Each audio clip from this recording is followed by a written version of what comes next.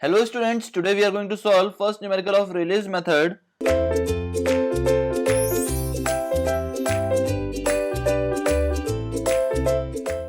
Question is written as the time period t of a pendulum depends upon the length L of the pendulum and acceleration due to gravity g. Derive an expression for the time period.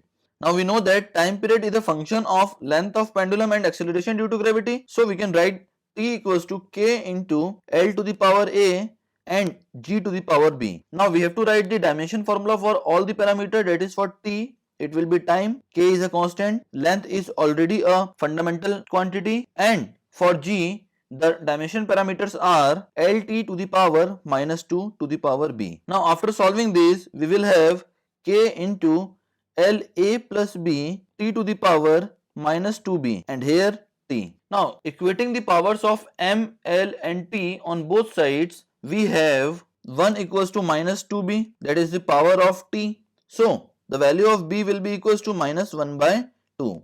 Similarly, we have to equate the power of l also. So power of l will be equals to 0 equals to a plus b. Now we have to put the value of b here, which will be equals to a minus 1 by 2 equals to 0. So the value of a will be equals to 1 by 2. Now we have to substitute this value in the parent equation, which will be equals to t equals to k into L to the power 1 by 2 and g to the power minus 1 by 2. So equation becomes t equals to k under root of L by g. Now the value of k is determined from experiment, which is given as k equals to 2 pi. So time period t will be equals to 2 pi under root L by g. That is the complete solution of this numerical. Thank you very much, students.